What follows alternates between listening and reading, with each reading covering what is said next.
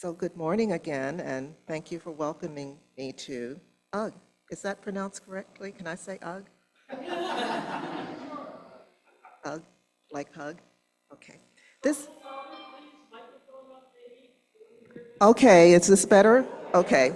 So this is my second visit to your sacred space, where reflection, healing, and human connections are not just welcomed, but honored.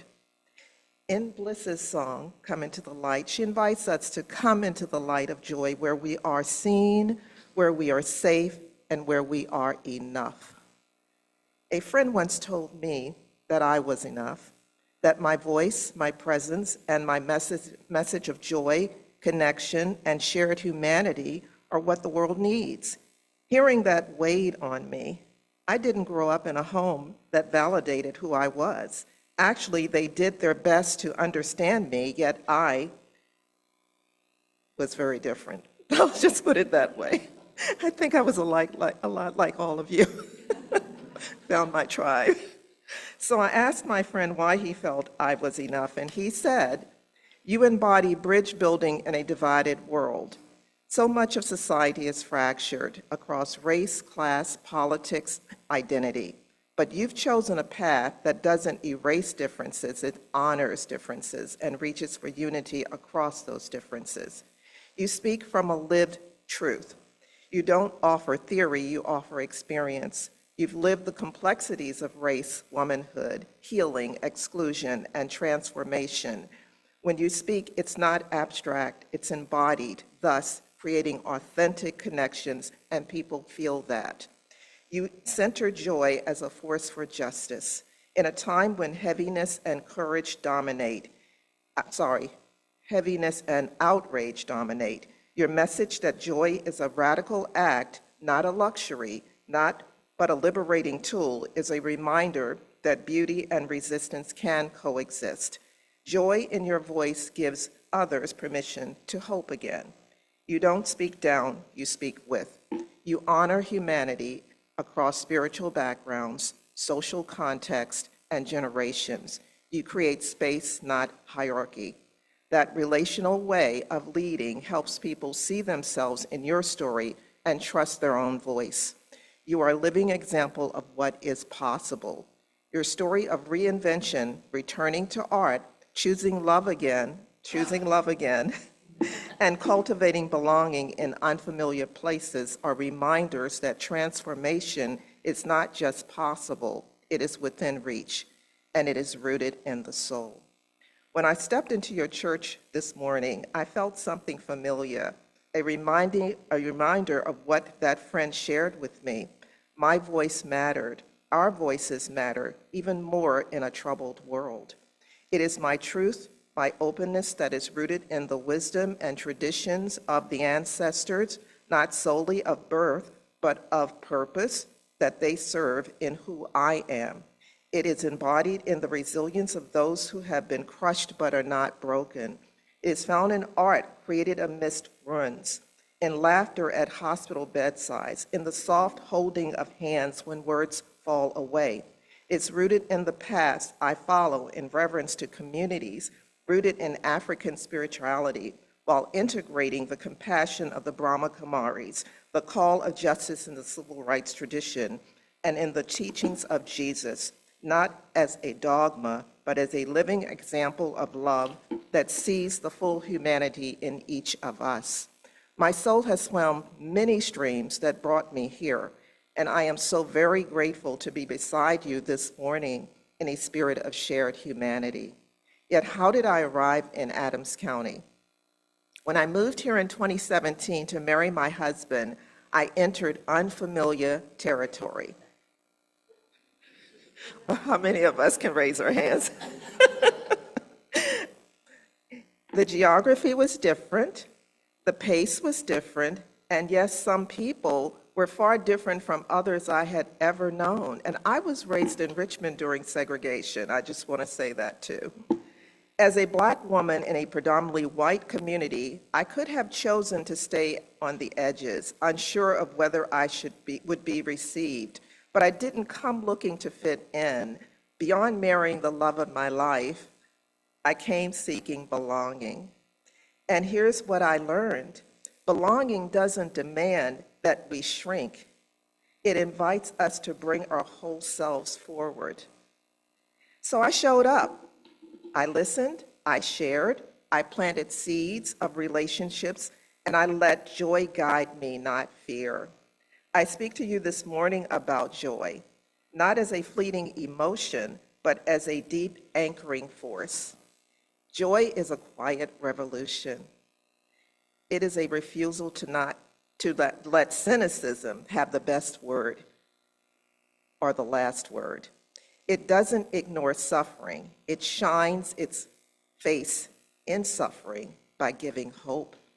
And when it does, joy becomes something more than happiness. It becomes a testament, a resurrection of the human spirit that darkness cannot overcome. Over the years, joy has taught me resilience. It's guided me through health campaigns where culturally competent messages I developed made the difference between trust and mistrust, life or death for marginalized populations, African Americans, Hispanics, Native Americans, and poor whites. Joy was present through the weekend experiences in Gettysburg that I curated for Black visitors and where history was not just remembered, but reimagined as a space for connections across differences. In each of these efforts, joy wasn't just the outcome, it was the method. Because joy, in its most radical form, is an act of justice. It says, I will see beauty. So even in hard places, I will reach across the divide. I will build where others have torn down. I will dream the impossible possible. The work of connection is not transactional, it's transformational. It's what I call soul-to-soul living, seeing one another beyond the surface, seeing what's often unseen. Stories of grief, of hope, of heritage, of courage. Soul-to-soul living takes effort. It asks us to lean in when it's easier to step back, to ask better questions, to sit with discomfort, to listen without rehearsing our responses. And most importantly, it asks us to make room at the table, in the conversations, in our communities for voices long silenced, for truths long denied. So to my LGBTQ plus friends, to my sisters and brothers of every race, background, identity here today, you are seen, you are worthy, you belong. And this isn't tolerance, this is celebration. This is the radical act of saying we need each other for our collective liberation. But let's be honest, living across differences is hard. It requires humility, it requires grace, it requires courage to face our unconscious biases, to confirm what we've inherited that no longer serves our collective good, to move from guilt to growth, from fear to curiosity, from comfort to courage. I've learned that it's not always about agreement, it's about acknowledgement. Not sameness, but solidarity. That's where our humanity meets, not in uniformity, but in unity. Not in silos, but in shared purpose. In this way, love becomes a verb, and community becomes a conscious choice. So what do we do with all of this? We become joyful gardeners of connection. I'm a gardener, we have a farm, I garden, and I'm a member of the Gettysburg Garden Club, so everything is garden, metaphorically speaking. We plant empathy, we water kindness, we uproot prejudice, and we trust that the harvest will be beautiful, even if we don't live to see all of the blooms. Because this is what it means to be interconnected. Soul to soul, heart to heart, breath to breath. And as we continue to build inclusive communities like this one in your church and beyond, let us remember, joy is our compass, love is our ethic, and belonging is our collective birthright. So let us all live like it. Let us all lead like it. Let us all love like it. joyfully onward in grace and purpose. So does anyone have any question with respect to what I just said? Because I know I had 20 minutes and I think I was under 20 minutes. Any questions? No one? Okay. So I know that you have experienced something that was difficult, that you needed to cross a bridge, and maybe you weren't really in the mood, or maybe it was especially challenging. How did you do it?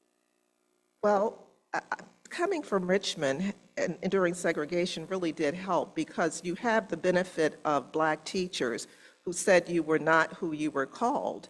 And even in the textbooks, in Virginia's textbooks, how old am I? I'm 75. So in Virginia's textbooks, they were racist. They were forms of propaganda, but the white kids read them too. And in our Black schools, the Black teachers said, you're not that's what they're doing to make you feel less of yourself. And they challenged us to go out and be a credit to our race, is what they said. Don't embarrass us. Don't feel that you can't do what you can do because we prepared you. So that was the beginning of my resilience. And then I went to a historically Black college, Virginia Union University, and that also prepared me for when I went to my first predominantly white setting, which was Virginia Commonwealth University, for my master's in social work. And that prepared me because my mother had been a domestic in white homes, and when she didn't have a babysitter, she had to take me, and they gave me books that I would otherwise not have, and I learned that I read better than the little white kids in their homes because they had lots of toys, and I just had these books. And I learned that in one home, the mother was upset that I read better than Catherine, her was their name, and my mother told me on the bus home her mother was upset, and I said, well, why shouldn't I read better? She has everything. I have these books, and I read them over and over again. She must not read hers as often. And my mother said what she always said, Patricia, you're something. She said that up to her death. She just kept saying, Patricia, you're something. It's about living in your authenticity. And then being in PR, I went into PR because a student came in class one night. I was teaching at Virginia Union. I went back and I taught there. And he was telling me in his field placement that they are trying to get good stories out about Blacks, but the mainstream media, this is back in the 70s, only reports negative stories about Blacks. How can we get the good stories out? And I was 25. And I said, I don't know, but I think I'm going to find a master's program and find the answer to that question. Seriously. And how did I find it? Card catalogs. I don't even know how I found American University now because there was no internet, of course. And so I was accepted into American University, and that gave me another eye to politics because most of the professors were Republicans and working on Capitol Hill or in other policy-making positions. And I fared very well there. I did well, and I brought a twist by integrating community engagement from the master's in social work with change, and that's, I think, where my artist self came in, Linda, because I saw things from my artist lens. Oh, by the way, I'd wanted to move to Paris after I graduated high school and study art because all I knew all my life was my love of visual art, and my parents thought I was crazy, and they said, you're going to Virginia Union. And they didn't have art as a major, but art lived in me, and so whatever I did, it was the artist self that carved the differentiator because it also talked about the humanity. And so from there, I did so much. I said one day I woke up, I want to do trade missions to the UK. And I had enough of a strong Black women's network that I could convince them. And I made contact through the internet with a woman in London who did much of what I do in PR. And that was the beginning of building bridges beyond country borders. So I hope I've answered your question. But, I don't want to thrive in negative behavior that I did not create. And so I feel that in many ways life was bringing me here. I went into one setting that I had been invited to, and she wasn't there when I arrived. This is here. And I sat down, and the woman looked at me and said, are you lost? And I said, no. So that was it. No, I'm not lost. No. So what do you do with that if I say no? But maybe you think about something. So we live in Littlestown, and we have a farm there, and we wanted to do community work. Bob just lets me do what I want to do. Because he invited me to be a part of this life with him. And so we were on the track with giving nonprofits the opportunity to basically have events that would raise dollars for them at no cost to them. We were not charging nonprofits at all. And the township, what are they called? The supervisors? They said no. They said we could not help community. But I said to him, Bob, they said that because you married me. And that's real. They said that because he married me. But in our creativity, Linda Toki and Karen Land and I are using it anyway to bring women together in spaces with the theme of the Parisian salons, where women gathered in the salons and had their cocktails, smoked their cigarettes, we don't do that, and talked about worldly affairs and art and culture and intellect. And the women are coming in larger numbers, right? And they need that because that's a form of community and a form of empowerment. So we're integrating the arts, we're integrating culture, we're integrating change. And my journey here is becoming much better. People say they've heard of me.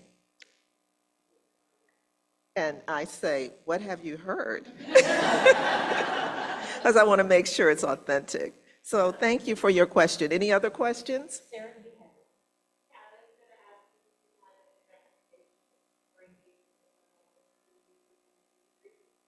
Engaging with someone with whom you disagree? Oh, yeah. Well, I'm a member of Common Ground. I don't know if you're familiar with Common Ground, but Democrats and Republicans and conservatives, liberals are part of this. And it was developed by an organization in Washington that does this kind of peace work globally. And it's interesting how you can find common ground across differences by listening, understanding, and then responding, because people have their own lived experiences. And very often what they feel is because of influencers who have been in their lives through their lives. And so I just do that. I listen and I find a connection. There was a guy at one of our meetings, and he represented the farmers. It was something very significant for all the farmers in the state of Pennsylvania. And he is a conservative, and he was wearing some of his Republican stuff.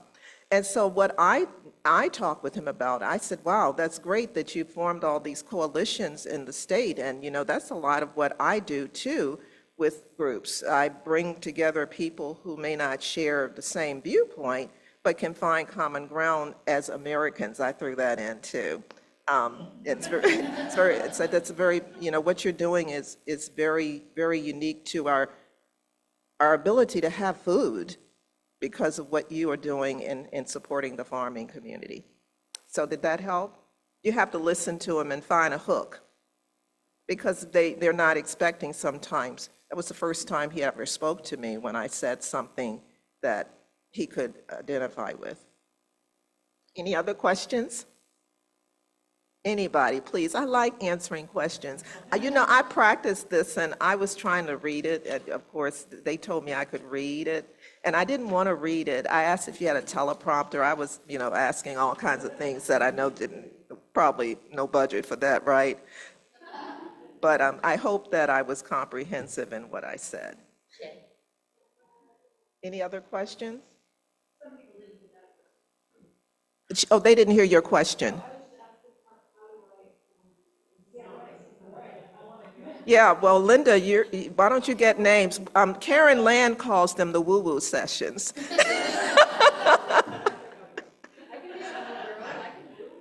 Yeah, I mean, this is the place. This is the recruitment place, Linda. Girls will draw outside the lines, right? Anybody else? Yes.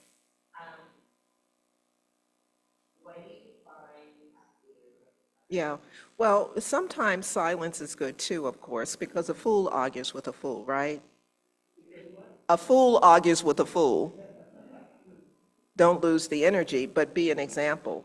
You know, for a lot of the spaces that I was in the early days, because I'll just be frank, they talked with me on the phone, but they didn't think I was black.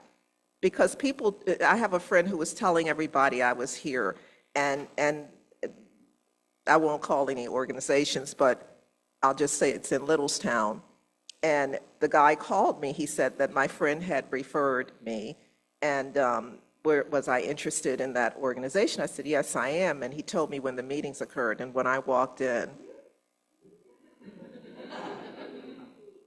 and so with that, I was bringing in speakers because they needed speakers every week, and I had already formed my sister network, and so every week we had some exciting women speakers, and the men were the ones who were most receptive to me, to be honest. And I went away. My dad had dementia, and I went to Richmond to check on him, and when I got back, I learned that I was vice president-elect.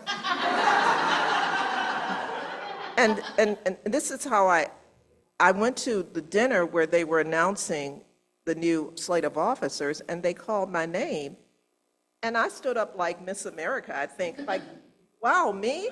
And yes, the men wanted me, and why did they want me? Because they needed the PR background. So getting back to what you said, if you have something that people want, it'll come around. It may not come around immediately, but just stay the course if it's important to you. Anybody else? A round of applause for the joy and energy. Thank you.